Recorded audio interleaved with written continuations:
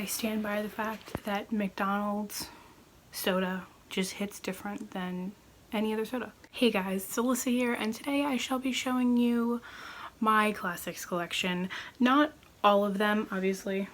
I have several here. I'm going to be showing you all of my unread classics. There's quite a few. It's not like a goal this year that I read all of them or anything like that. I'm still kind of keeping my goal this year of trying to read one a month. I figured to kind of hold myself a little bit more accountable, especially when it comes to buying them, because if I have a weakness, it's finding classics for like $1 or $2 and then being like, I'll buy it, and then having it for like 6 years and not reading it. This is in no particular order whatsoever. I'm just gonna go in the order that I can pick them up.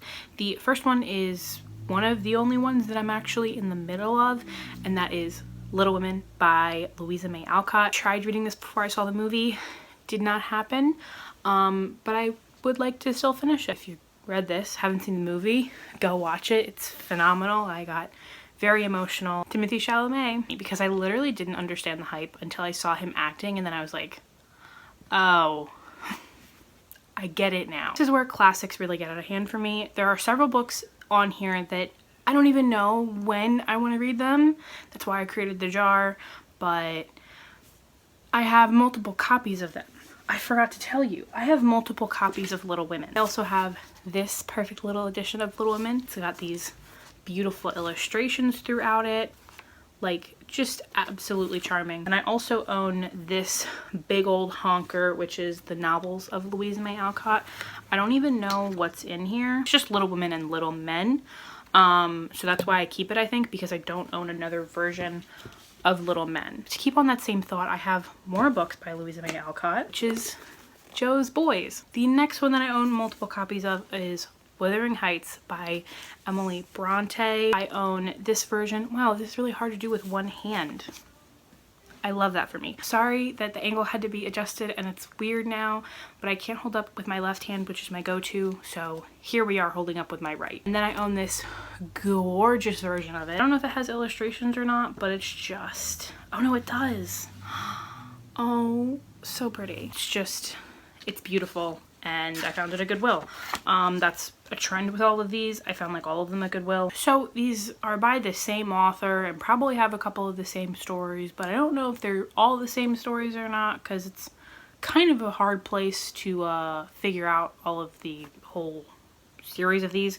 But that is The Complete Sherlock Holmes Volume 1 by Sir Conan Arthur Doyle. I bought this forever ago. I think my mom bought this where there were like a bunch of them on sale, so she bought it. And then more recently I found this stunning version of Sherlock Holmes, the novels. It might actually include the same things, which would be really cool. I saw in somebody's video they had this, and then I found it at a thrift store, and I was so excited because this cover gets me going. It like continues on to the back.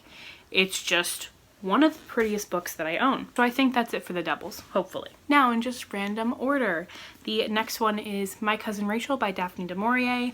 I tried reading Rebecca by her and wouldn't say that I didn't like it. I just wasn't in the right zone for it at the time, like the right headspace, and I couldn't find an audiobook of it, but I would still like to read more by Daphne. The next one is a book that I just found and bought, and I don't even know if I'll ever read it or not, and that is Aesop's Fables by Aesop. The next one is so beautiful and so pretty. I found this at a thrift shop probably like a year or two ago, and that is Shakespeare's Sonnets, the complete illustrated poems. Absolutely stunning, just gorgeous. When I found this, I was like, wow, truly a find. The next one is very random and is a book I found forever ago. And if I ever pulled out of the jar, my Classics TBR jar, I would be legitimately scared. And that is Vanity Fair by Williams Makepeace Thackeray. I've never seen this. I know that it's been adapted many times, and I would be so terrified to read this because it is chunky. But then again, your girl read Don Quixote last year, so hats off to me. I think I can handle anything after that. Let's get into Shakespeare, since that's the closest thing to me right now. Macbeth, because I found this and I like the cover. It's cool. That's why I got it. I have these No Fear Shakespeares that I bought from an ex-friend a million years ago, and I got rid of a bunch of them. I got rid of a lot of the like tragedies that just I'm not interested in, and if I were to ever be interested in the storyline, I would just like watch it or listen to it, but I wouldn't see myself reading it type of thing. So I have The Merchant of Venice. It's actually a tragedy, but I've seen it, so I have a grasp of the storyline, and that is Antony and Cleopatra. I saw this, and we used to, plot twist, if you're homeschooled, you actually get cool perks, despite basically the entire society that we live in being like, homeschool kids are weird. All through my teens, because we were a homeschool like group, we got super discounted tickets to a local Shakespeare theater in Florida. If you've ever been or heard of like the Orlando Shakespeare Theater, if you haven't, look it up if you live in the area. It's absolutely freaking fantastic. Absolutely phenomenal performances, like truly amazing. I got to see that there, and it was just so cool. And I got to see multiple Shakespeare shows, and a lot of like classic type of plays there, and it was just so neat. So if you ever dog on homeschool kids, we get to do a lot of cool things, sometimes more frequently than kids who go to school. And the last Shakespeare that I have is Twelfth Night. The next one is funny. I don't even know if I'm ever gonna read this. Honestly, don't know. I've heard that people who have read it think that of this series, this book is the easiest to read, and there aren't like people weren't crazy about the movie, I don't think, or people just stopped caring when it became like 4 movies. And that is The Hobbit by J.R.R. Tolkien. I unhauled the Lord of the Rings trilogy a while ago because I knew I was never gonna read it, and if I did, I would be like 100 years old. I've heard that the books are way too detailed. But I've kept this because I would like to hopefully read it one day. This isn't a classic, but I haven't read it yet, and that is The Life-Changing Magic of Tidying Up. I found this for like $1, and I would love to read it one day, because I kind of have like hoarder-like tendencies. I'm not a hoarder. Don't get me wrong, I'm not a hoarder, but like I have problems keeping things. I one time kept cards that I got. I think I got rid of them like last year, but they were cards that I had gotten in 3rd grade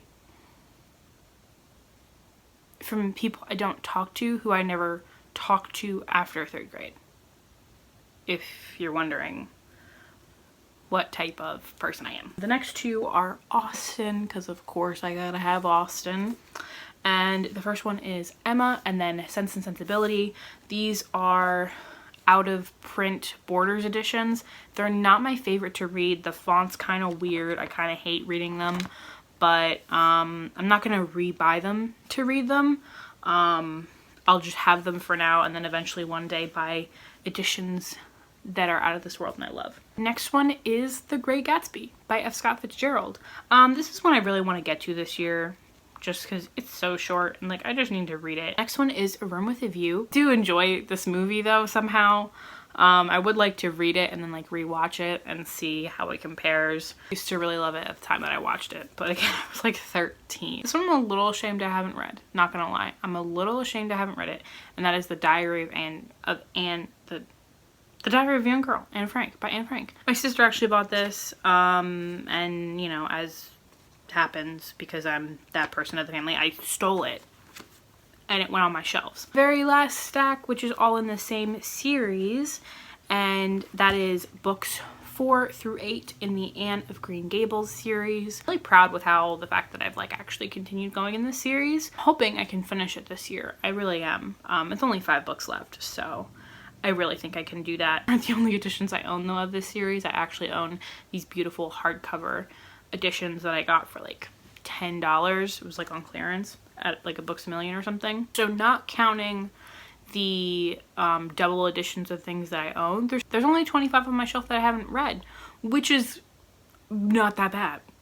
That's not that bad at all. If you read any of these and you think I should bump them up on my list or take them off the list, let me know. I would really like that feedback, because I'm not opposed to reading things outside of what I find, like what I pull out of my TBR jar right there.